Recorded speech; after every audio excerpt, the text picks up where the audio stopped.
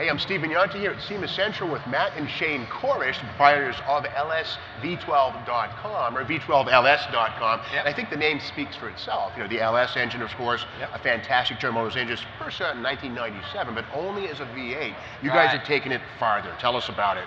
Oh, absolutely. We saw a gap in the hot rod market with these extreme builds, you know, six-figure builds showing up at car shows any given weekend now. And then you get around under the hood and it's an LS3 swap. And we thought, how about we bring something to the market that was an engineering feat on par with what we were seeing on these builds. And I'm proud to say, on Tuesday we launched our product in the new products display, and my brother Shane, the head engineer, got runner-up in best engineered product at SEMA. So very proud. Yeah, I know you guys were nominated too. The SEMA Launch Pad, you know, entrepreneurs bringing, you guys were nominated. That's a very cool honor right there. But tell me, you know, I mean, General Motors thus far has not done anything other than V8 LS engines. What makes the 12 work? Well, the 12-cylinder it's a perfectly balanced engine. A little long for the standard engine bay, but a few tweaks you can make them fit. We basically, exactly as Matt said, we wanted to provide an engine which is as exotic and as modified as these cars that they're going into. Yeah, and a 12 is, as you know, the optimal engine. Just like a straight 6 is as well. It's perfect primary, perfect secondary balance. So in fact, this engine is better balanced than an LS V8. Revs nicer. It sounds a bit like a Viper being odd fire down low, and then you get it up and it sings more like your exotics from like Europe. Ferrari. It does. Lamborghini. Revs. Yeah, so you got the Viper down low and the Ferrari or Lambo sound up top. It's a killer. Now I know someone asked, do you guys do your own blocks or do you cut a LS motor? You might have your own foundry, of course, right? Yeah, we're starting. Well, at the moment we've got a handful of test engines up and running, and they're all LS-based blocks which have been cut and welded together. But we're about to start casting our blocks and releasing them to the public, and hopefully next year we see a few more of these engines, our cast blocks, in cars here at the show. Yeah. Now it's a 90-degree V, just like a regular LS, but it's longer. How much longer? It's two bore spacings, which is 8.8 inches. So I can see some guys getting their tape measure out there now in front of their LS swap.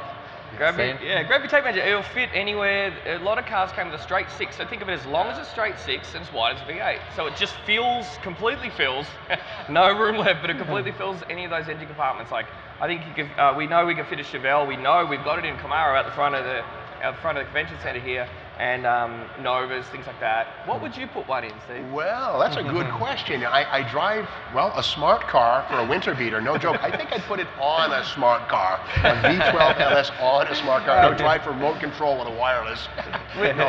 With all that talk, you're going to need a bit more, tub it out as well. So like a tub smart car with a V12, Now, speaking of torque, how much horsepower and torque? I mean, is it a mildly tuned thumper? I mean, how much power do these things make? Well, this engine is actually quite mildly tuned.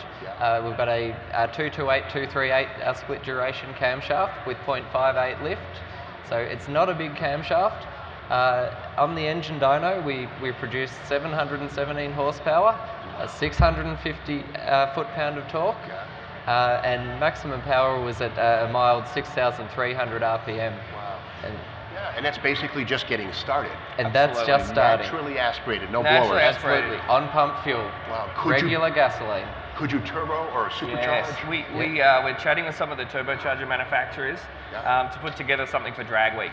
We want to do a quad turbo Drag Week car. You know, the Aussies have been coming over to Drag Week for the last few years and really starting to make an impact, and we think, you know, what about some Aussie engineering in Drag Week as well? And it's on the cards, but we'll see. We won't promise anything, but we know this is doable. Now I know from your accent, of course, you are from Australia. Are any major challenges in, you know, manufacturing there and marketing here, or do you set up shop here in the States, or how do you get over that?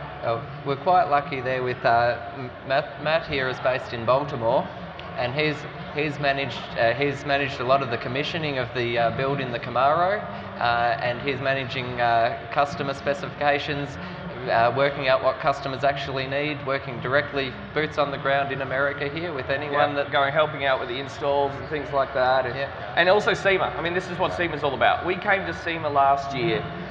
Shane and I walked the whole bit looking for partners and companies to partner with us.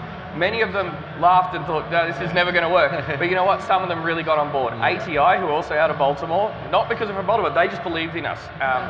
JC from ATI said, I want to balance, I want to help you with the balancing of that engine. I want to build you a transmission that can hold that torque that's still streetable.